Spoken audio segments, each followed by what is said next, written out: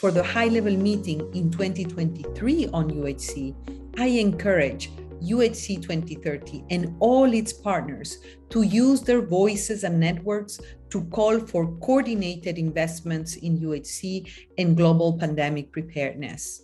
We must remind decision makers that efforts to achieve health for all will not be enough until we make the high-level meeting process more inclusive. We continue to mobilize a diverse UHC movement, as well as end gender inequalities and discrimination in health and decision-making. We must advocate for accelerated action now. I expect the countries to be motivated to step up investment in resilient and equitable health systems and specific policy actions for the UHC through a primary healthcare approach. And I hope that the 2023 UN high-level meeting on UHC will result in country commitments to core minimum health systems capacities as the basis for the UHC and health security, in tandem with the international instruments for pandemic prevention, preparedness, and response negotiations. The 2023 UN high-level meeting on UHC offers a unique opportunity to get UHC back on track and ensure prioritization of investment in strengthening health systems that leaves no one held behind, both in crisis and in calm. UHC advocates should push to make sure that civil society and community participation is institutionalized as an acknowledged formal process for monitoring, reviewing, and making recommendations, and for keeping track of the solutions and actions that follow.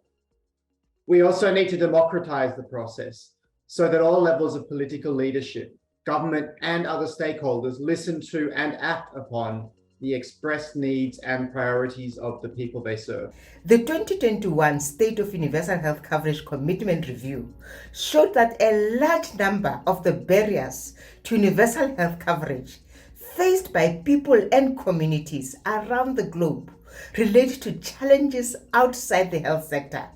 So in response to their people's needs, I expect leaders to take a more integrated approach, both within and outside the health sector, to systematically address these multi-sectoral determinants of health. Let's take advantage of reliable universal health coverage data and storytelling, such as through the State of Universal Health Coverage Commitment, to engage with policy and decision makers on the benefits of achieving health for all. Together, we can elevate these data and stories to demand details on the specific pathways our government will establish to achieve universal health coverage in national health strategies. We need to elevate the voices of all stakeholders, from local governments to civil society to communities and representatives of underserved populations and groups. Leaders everywhere need to acknowledge that improving health is essential to the delivery of the 2030 agenda. Governments everywhere need to prioritize health in public spending, with a special emphasis on primary health care and equity in all territories. This is the only way we can guarantee that no one and nowhere is left behind.